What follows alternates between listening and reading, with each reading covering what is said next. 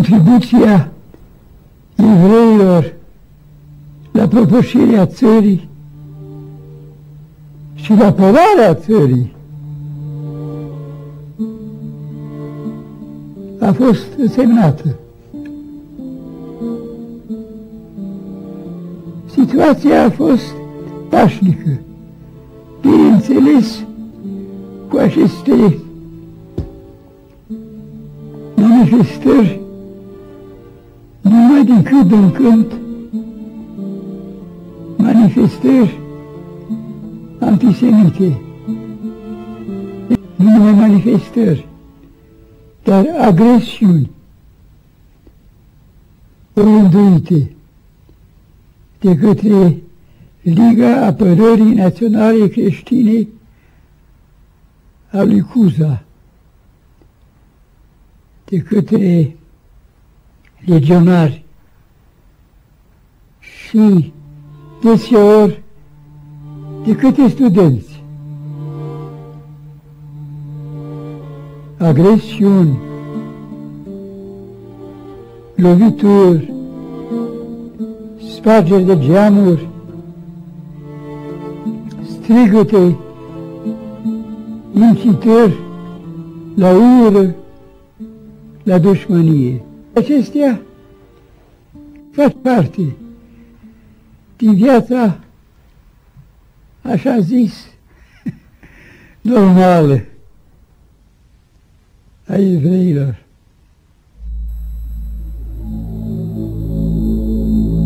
Național-socialismul se consolidează repede și prin forță în Germania. Hitler dorește o nouă Germanie, care să-și ia revanșa după umilința înfrângerii. Ideologii naziști exaltă în germani ideea rasei pure, combativă și disciplinată.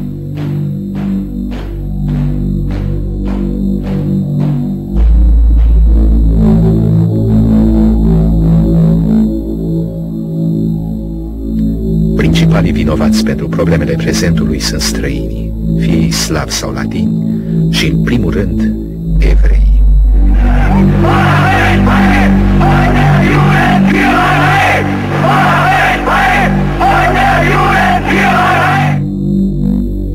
Discriminarea e legiferată. Apar legile rasiale. Evreul devine cetățean de categoria a doua. E împiedicat de la numeroase activități, e umilit. Se dorește deposedarea sa de bunuri și de mijloacele de producție. E silit să dorească emigrarea, care e permisă dacă renunță la tot ce are. În această Europă plină de tensiuni ideologice, nici regele Carol al II-lea nu misa pe democrație. Prefera puterea personală. Regele Carol al II-lea, după ce a urcat pe tron la 8 iunie 1930, a urmărit să macine marile partide politice, în principal Partidul Național Liberal și Partidul Național Țărănesc, pentru a spori rolul monarhiei în viața de stat. În acest scop, el avea nevoie de niște forțe care să critique aceste partide democratice. Și acea forță, una dintre aceste forțe, a fost mișcarea legionară. De aceea, o bună perioadă de timp, în perioada guvernului Tătărescu, la sugestia lui Carol al II-lea, s-a lăsat frâu liber mișcării legionare. În tren, când plecam de la Chișinău la București, în 35, 36, 37, la gara Iași se urca în compartiment un tânăr într-o anumită uniformă și obliga o uniformă probabil legionară, așa mi închipui, sau cuzistă, și obliga pe pasagerii să cumpere Porunca Vremii, Sfarmă Piatră și alte ziare de natură antisemită. Mișcarea legionară a fost interzisă de 3 ori. A fost interzisă în ianuarie 31, ministrul de interne fiind Mihalache. A fost interzisă în martie 1932, ministrul de interne fiind Argentoianu, dar la stăruința foarte mare a lui Nicolae Iorga. și în decembrie 1933 de guvernul Duca. De fiecare dată, Mișcarea Legionară a reapărut sub denumirea de Gruparea Corneliu Zelea Codreanu.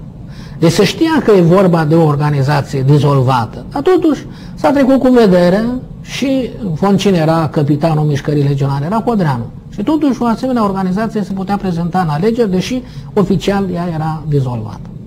Manifestările antisemite până în 37 existau, dar erau sporadice. Adică legionarii care de acum începuseră să ridice capul după 33, cuziștii care erau guralivi. Însă relațiile până în 37 între locuitorii orașului, care erau peste jumătate din populația orașului, erau evrei. De altfel, Botoșani a avut acest procentaj de evrei în decursul istoriei. Nu a fost ceva ad hoc atunci. Erau români, erau armeni, erau lipoveni, niște nemți foarte puțini. Relațiile erau ceea ce se cheamă relații normale între cetățenii unuia și aceluiași oraș. Așa zisa problemă evreiască în România nu a fost apanajul extremei drepte românești, respectiv al Partidului Național Creștin și al Legiunii Arhanghelului Mihail. În special în perioade electorale, anumite organizații ale Partidului Țărănist sau chiar ale Partidului Liberal agitau această așa zisă problemă evreiască, pentru că știau că în anumite zone ale țării această problemă ar putea, ridicarea acestei probleme ar putea aduce voturi. Carol își dorea întărirea puterii personale. Schimbând numeroase guverne, schimbând prim-ministri, a reușit să slăbească partidele politice românești și mai ales să discrediteze în ochii multor români însăși ideea de democrație. Alegerile din 1937, din decembrie, aveau să fie un test foarte important pentru democrația românească. În general se consideră, și eu am considerat mult timp acest lucru, că ele reprezintă, să spunem, sfârșitul democrației în România, și chiar am vorbit de sfârșitul democrației în decembrie 1937, dar dacă judecăm rezultatele electorale, observăm că opinia publică, electoratul românesc, s-a pronunțat în decembrie 37 într-o măsură de peste 50%, în jur de 57%, pentru păstrarea sau pentru venirea la putere a principalelor două partide democratice, Partidul Național Liberal și Partidul Național Țărănesc. Este adevărat însă că 25% din electorat s-au pronunțat pentru aducerea la putere fie a Partidului Totul pentru Țară, un partid clar totalitar, fie a Partidului Național Creștin condus de Octavian Goga și Acecuza. Permite lui Carol al II-lea să instaureze un regim autoritar. De ce? Pentru că regele Carol a apelat de-abia la conducătorul celei de-a patra formațiuni politice, așa cum rezulta din alegeri, și anume la Partidul Național Creștin, încălcând, de fapt, nu numai spiritul opiniei publice, dar încălcând chiar prevederile, să spunem, constituționale. El a numit într-adevăr pe primul ministru, dar primul ministru nu venea în niciun caz dintr-o opțiune, nu era un vector al opiniei publice. Deci Goga avea Partidul Național Creștin sub 10%, avea 9,5%, deci un partid care în această zonă trebuie înțeles. Numai o zecime din electorat a votat pentru ei. Partidul Național Creștin, un partid creat din fuziunea precedentă a Ligii Apărării Național Creștine a lui Acecuza cu Partidul Național Agrar al lui Octavian Goga. Acest partid național creștin, care era foarte minoritar, câștigase sub 6% din numărul de voturi, este un partid foarte antisemit care și-a propus așa numita revizuire a evreilor. Guvernul Goga a luat primele măsuri antisemite chiar a doua zi după Constituire. Adică s-a constituit pe 28 decembrie 37, pe 29 decembrie a decis suspendarea ziarilor Adevărul Dimineața și Lupta, care erau socotite ziare evreiești, ceea ce era fals. A interzis, a ridicat permisele de liberă circulație pentru ziariștii evrei, care nu erau foarte mulți, erau vreo 50 și ceva, dar faptul în sine, adică atitudinea față de o anume categorie de cetățeni români.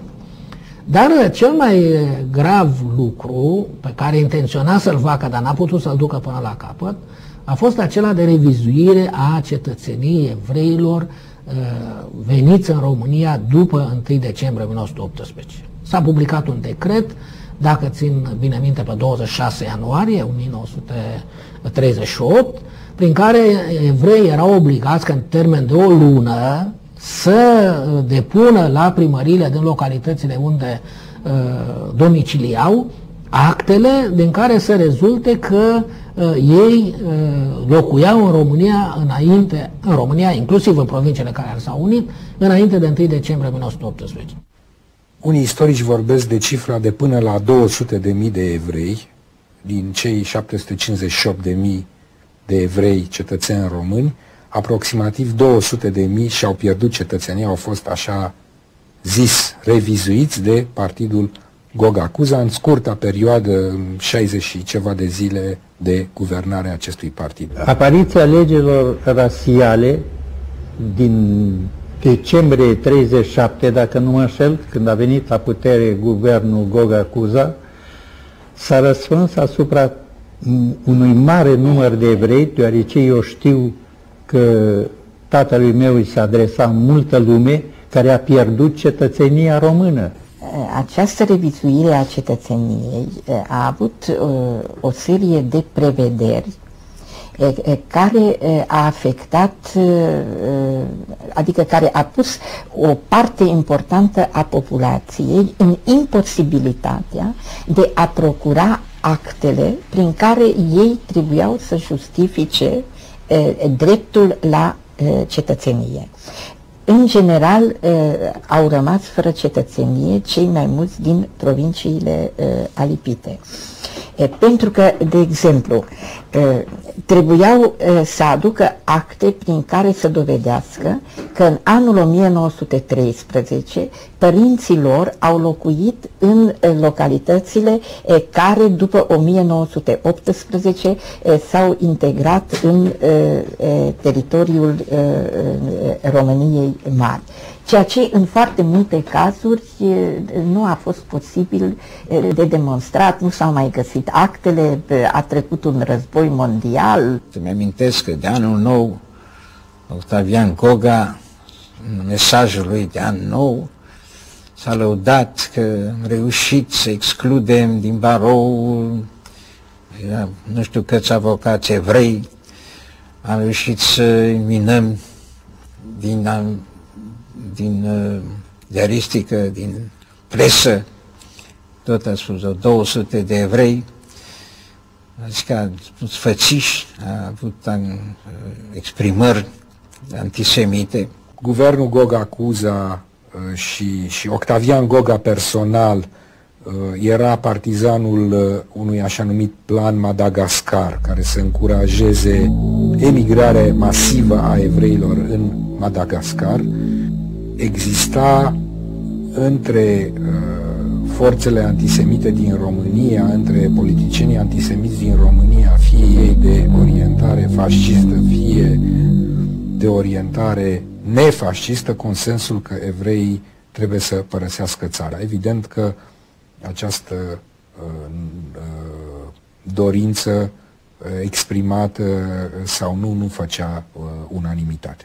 Țin minte că tata s-a plâns că autoritățile au un alt fel de comportament, noile autorități. Asta e tot ce rețin.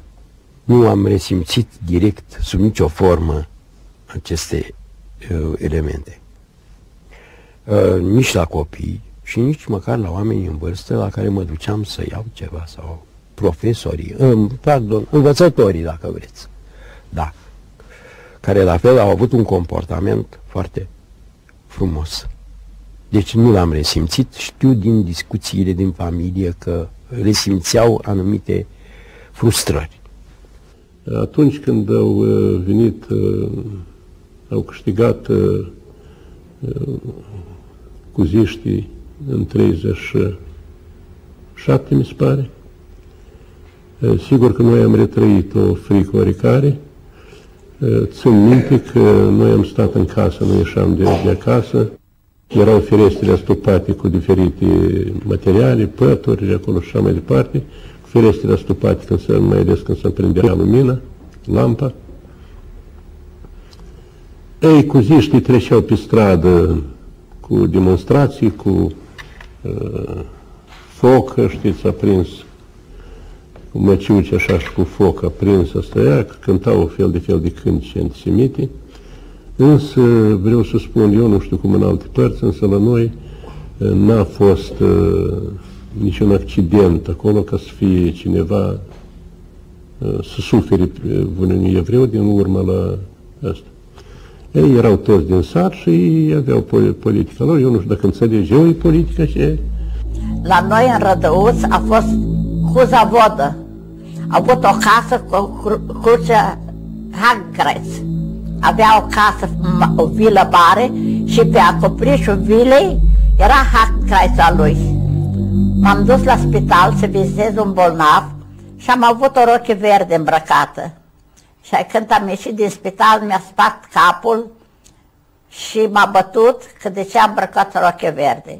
Venind dinspre Copou, de unde era o tradiție foarte democratică, cu mari scriitori, cu mari înaintași ai literaturii, o groază de tineri care cu băta în mână fugăreau oamenii venind spre Târgul Cucului, aici unde e aproape această comunitate și unde era un centru evreiesc, de fapt, pentru că mai jos de această stradă erau cartiere evreiești, mai sărăcăcioase, cu case mici, cu muncitori, cotiugariși se chemau ăștia care cărau saci cu făină la mori, la făcut pâine, cărau lemne și am văzut că lumea fuge.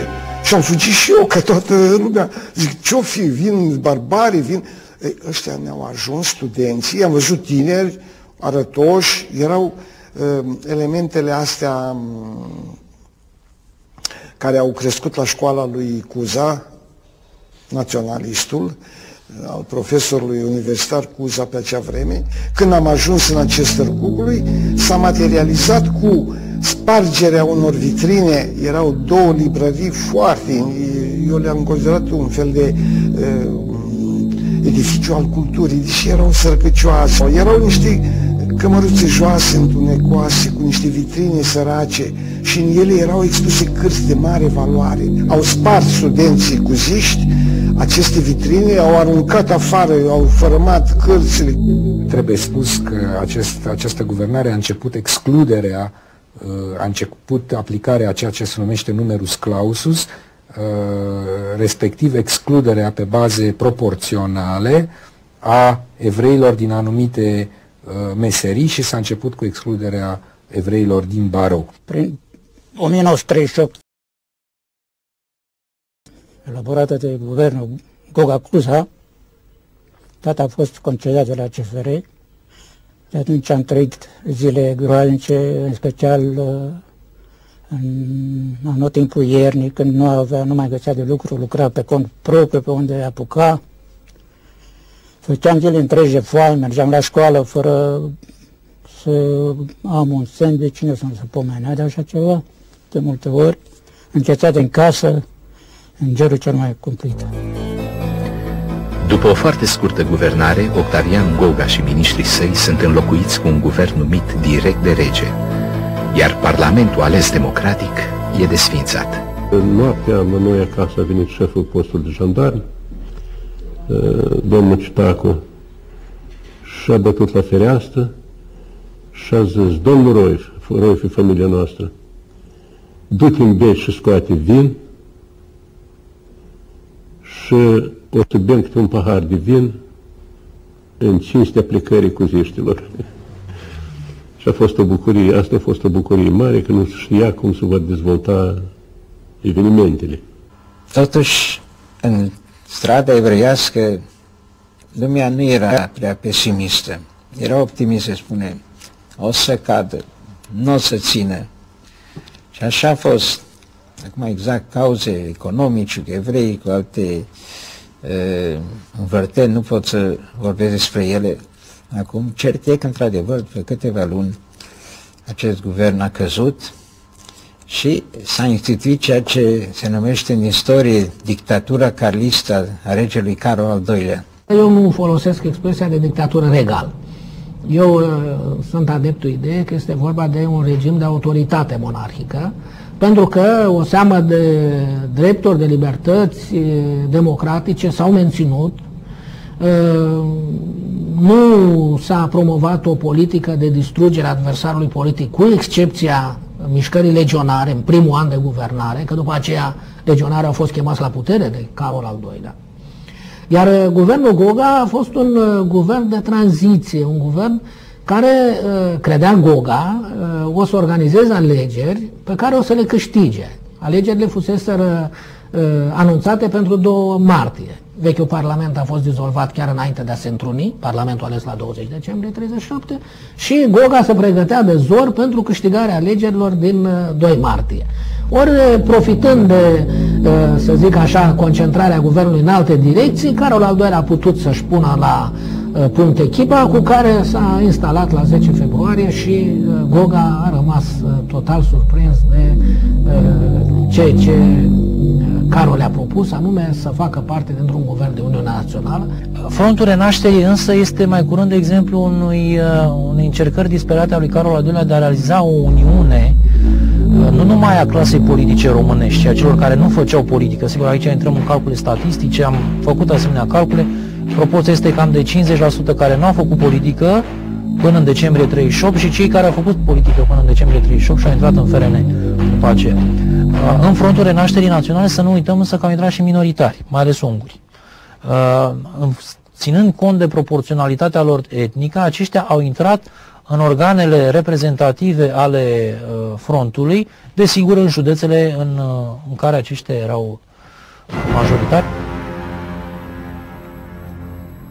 În 1938, Ordinea Europeană primește o nouă lovitură.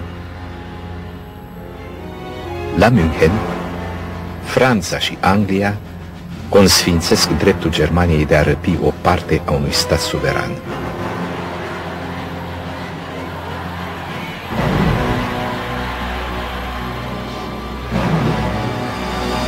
Cehoslovacia se prăbușește cu asentimentul marilor democrații europene.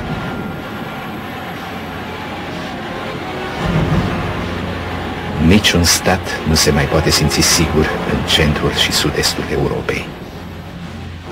Carol al II-lea nu era un antisemit, dar era un dictator care dorea să-și mențină tronul cu orice preț.